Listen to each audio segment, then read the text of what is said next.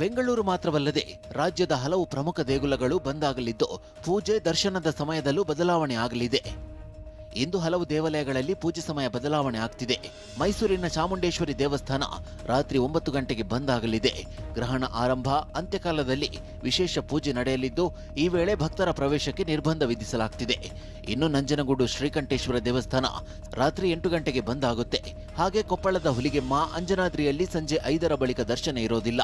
ಹೊರನಾಡು ಅನ್ನಪೂರ್ಣೇಶ್ವರಿ ಗುಡಿಯಲ್ಲಿ ಮಧ್ಯಾಹ್ನ 3ಕ್ಕೆ ಅನ್ನದಾನ ಸ್ಥಗಿತ ಆಗಲಿದೆ. ಉಡುಪಿ ಕೃಷ್ಣ ಮಠದಲ್ಲಿ ಬೆಳಗ್ಗೆ 10:30ರಿಂದ 12 ಗಂಟೆ ಒಳಗೆ ಪ್ರಸಾದ ವ್ಯವಸ್ಥೆ ಮುಕ್ತಾಯ ಮಾಡಲಾಗುತ್ತೆ. ಇನ್ನು ಹಾಸನದ ಬೇಲೂರಿನ ಚೆನ್ನಕೇಶವ ದೇಗುಲ ಮಧ್ಯಾಹ್ನ 3:30ಕ್ಕೆ ಕ್ಲೋಸ್ ಆಗುತ್ತೆ. ಹಾಗೆ ಮಡಿಕೇರಿ ಓಂಕಾರೇಶ್ವರ ದೇಗುಲ ತಲಕಾವೇರಿ ಸನ್ನಿಧಿ ಸಂಜೆ 5ಕ್ಕೆ ಬಂದ್ ಆಗಲಿದೆ.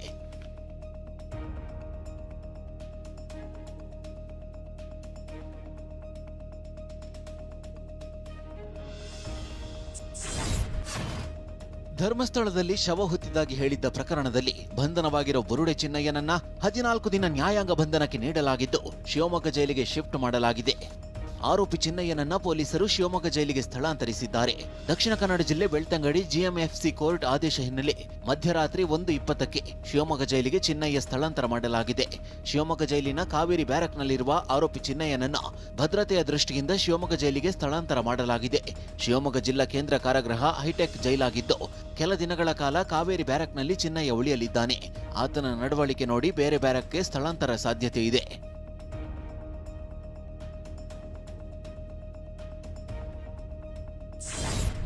ಧರ್ಮಸ್ಥಳದಲ್ಲಿ ಶವಗಳನ್ನು ಹೊತ್ತಿಟ್ಟಿದ್ದಾಗಿ ಆರೋಪ ಪ್ರಕರಣಕ್ಕೆ ಸ್ಫೋಟಕ ತಿರುವು ಸಿಕ್ಕಿದೆ. ಚಿನ್ನಯ್ಯ ತಂದಿದ್ದ ಬುರುಡೆಯನ್ನ ತಂದುಕೊಟ್ಟಿದ್ದೆ ಸೌಜನ್ಯ ಮಾವ ವಿಠಲಗೌಡ ಅಂತ ಸಾಮಾಜಿಕ ಹೋರಾಟಗಾರ ಗಿರೀಶ್ ಮಠಣ್ಣವರ್ ವಿಚಾರಣೆ ವೇಳೆ ಹೇಳಿದ್ದಾರೆ ಎನ್ನಲಾಗಿದೆ.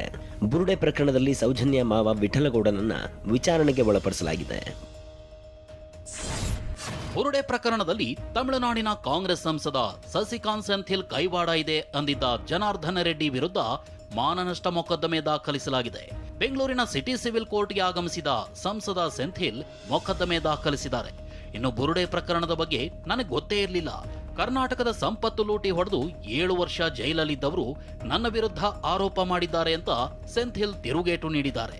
ಇವರು ಹಿಂದೆ ಇರುವಂತ ಮಾಸ್ಟರ್ ಮೈಂಡ್ ಇವತ್ತು ನಮ್ಮ ಸಸಿಕಾಂತ್ ಸೆಂಥಿಲ್.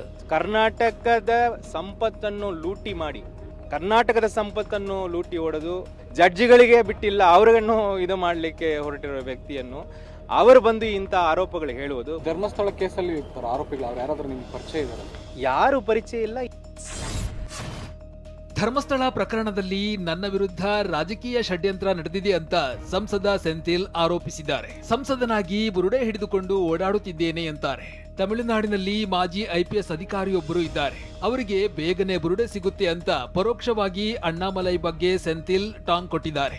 ಇನ್ನು ಷಡ್ಯಂತ್ರ ಮಾಡಿದ್ದಾರೆ ಎನ್ನುವ ಸೆಂಥಿಲ್ ಆರೋಪಕ್ಕೆ ಶಾಸಕ ಜನಾರ್ದನ ರೆಡ್ಡಿ ಏಕವಚನದಲ್ಲೇ ತಿರುಗೇಟು ನೀಡಿದ್ರು. ಅಣ್ಣಾಮಲೈ ಅವರನ್ನ ಎದುರಿಸಲು ಇವರಿಂದ ಆಗ್ತಿಲ್ಲ ಅಂತ ಗುಡುಗಿದ್ದಾರೆ.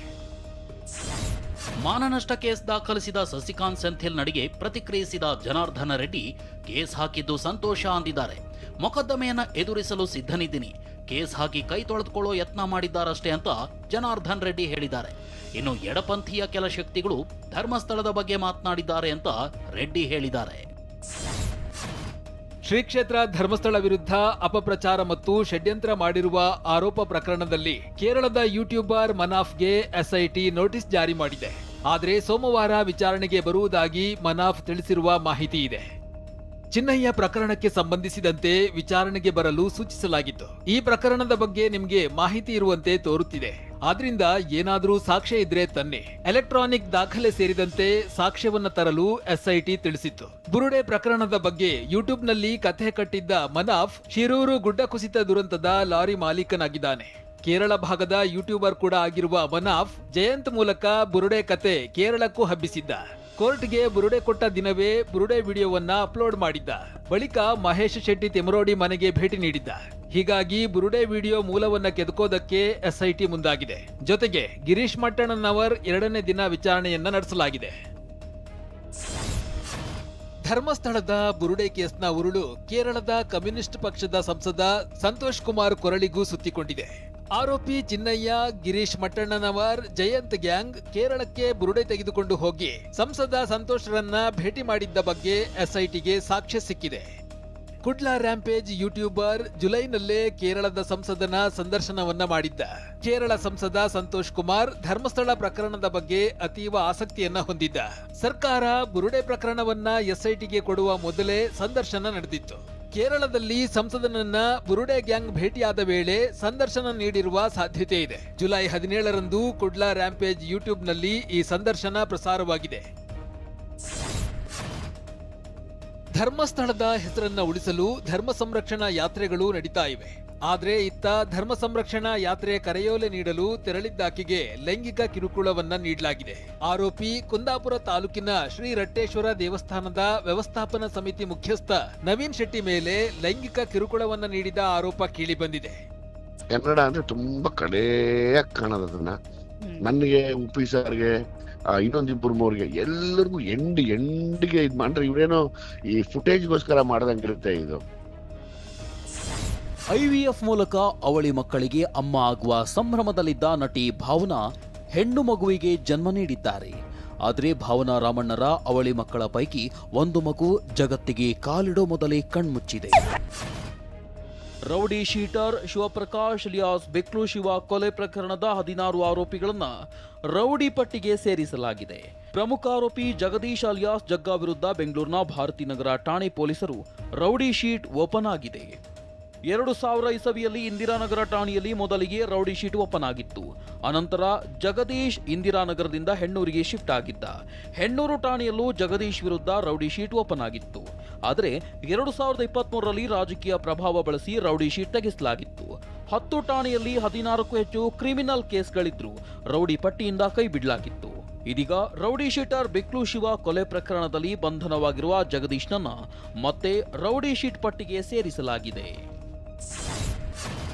ಬಿಜೆಪಿ ರಾಜ್ಯಾಧ್ಯಕ್ಷ ವಿಜಯೇಂದ್ರ ಕಾರಿನ ಮೇಲೆ 10 ಕೇಸ್ಗಳಿವೆ. ಸೀಟ್ ಬೆಲ್ಟ್ ರಹಿತ ಚಾಲನೆ, ಓವರ್ ಸ್ಪೀಡ್, ಸಿಗ್ನಲ್ ಜಂಪ್ ಸೇರಿ ಸಂಚಾರ ನಿಯಮ ಉಲ್ಲಂಘನೆಯಡಿ ಕೇಸ್ ದಾಖಲಾಗಿದೆ. 2020ರಿಂದಲೂ ದಂಡ ಬಾಕಿ ಉಳಿಸಿಕೊಂಡಿದ್ದ ವಿಜಯೇಂದ್ರ ಸೋಷಿಯಲ್ ಮೀಡಿಯಾದಲ್ಲಿ ಪೋಸ್ಟ್ ಆಗ್ತಿದ್ದಂತೆ 3,250 ರೂಪಾಯಿ ದಂಡ ಕಟ್ಟಿದ್ದಾರೆ. ಬೆಂಗಳೂರಿನಲ್ಲಿ ಟ್ರಾಫಿಕ್ ಫೈನ್ ಪಾವತಿಗೆ 50% ಡಿಸ್ಕೌಂಟ್ ನೀಡುತ್ತಿದ್ದಂತೆ ಕೋಟಿ ರೂಪಾಯಿ ದಂಡ ವಸೂಲಾಗಿದೆ. ಶಾಸಕ ಕೆಸಿ ವೀರೇಂದ್ರ ಪಪ್ಪಿ ಬಂಧನ ಪ್ರಕರಣದಲ್ಲಿ ಇಡಿ ಮತ್ತೆ ಫೀಲ್ಡ್ಗಿಳಿದಿದೆ. ಚಿತ್ರದುರ್ಗದ ಚಳ್ಳಕೆರೆಯ ವಿವಿಧ ಬ್ಯಾಂಕ್ಗಳ ಮೇಲೆ ಇಡಿ ಅಧಿಕಾರಿಗಳು ದಾಳಿ ನಡೆಸಿದ್ದಾರೆ.